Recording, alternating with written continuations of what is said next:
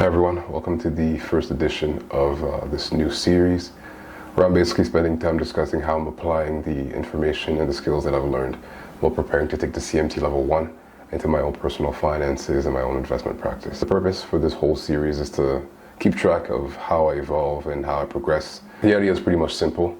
I'll be talking about how I've been scanning the markets and the tools that I've been kind of using to determine which equity index ETF has potential for trading. I'll kind of talk about how I've been using some of my old knowledge and using some of the stuff that I learned when I prepared for the first CMT. So to begin, I think it'd be appropriate for me to be able to talk about how I've created my basket of instruments, list of equities, stocks, ETFs, anything that I'm kind of looking at with the potential to be able to be traded. Like for example, you will see on the screen here, like this is my basket of instruments that I use for my intraday futures trading.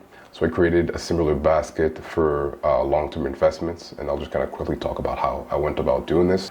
The first thing I did is use something that I learned about during the CMT, which is called relative strength. It's basically comparing a certain equity or a certain stock or whatever to a baseline or the peers that fall within the same industry to be able to determine which one is performing better than the other or which one is performing less terribly than the other. So you'll see on my screen here, what I decided to do is to basically plot the S&P, which I'm using as my baseline, versus all of the other major ETFs to be able to determine if they're performing better than the overall market or worse than the overall market. So as you probably see here, the candlesticks here represent the S&P and the behavior of price over the last couple, I think about maybe a year or so. And I'm doing the exact same thing, but on a line graph for the ETF. So initially I had a bunch more, but a lot of them fell below the performance of the S&P. And clearly, since we're looking for things that are going to be able to outperform the baseline, I had to keep the ones that stayed approximately above the performance of the S&P over the last couple months. I'll quickly explain what an ETF is for people who might not be familiar with it, but it's basically a grouping of certain equities, certain stocks within a certain industry that professionals have determined have the best potential to perform better within the current market environment.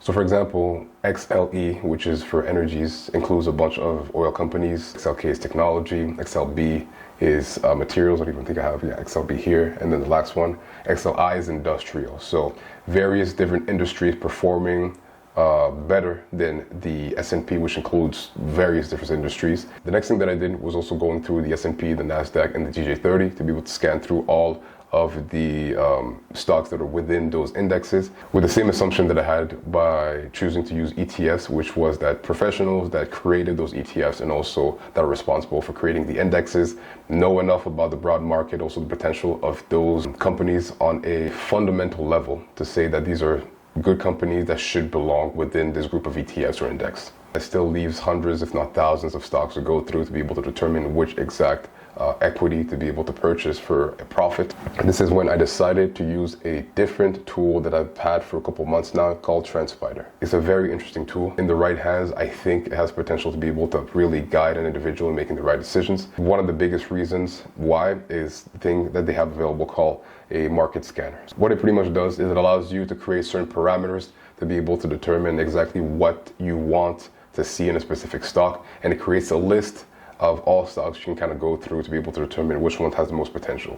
In terms of the filters, I decided to go very broad and kind of just narrow down when it comes down to the execution. I use the following requirements you'll see at this little box over here. So the first thing that I have here is price close being greater than the SMA 50.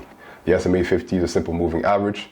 Basically just takes the value of a certain amount of candles over a certain amount of period of time, which in this case is 50 different candles. It averages it out and creates a little line. So if my candle closes above or is currently above the SMA 50, it tells me that the price is going long.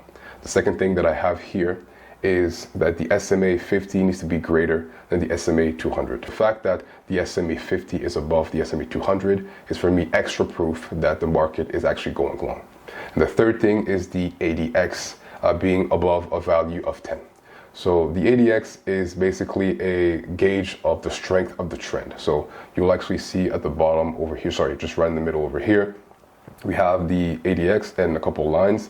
The green line just shows the strength of the bullish trend, and the red line shows the strength of the bearish trend, and the black line here just showing the strength of the trend in general. There was a portion of the CMT course that mentioned that a very good buy signal sign would be price going up with the ADX starting at 15, going up higher. I like to trade and at least be aware of certain instruments before they start strongly trending. So maybe if there's a consolidation right before it breaks out, the value would be probably below 15, which is the reason why I kept my value to being above 10.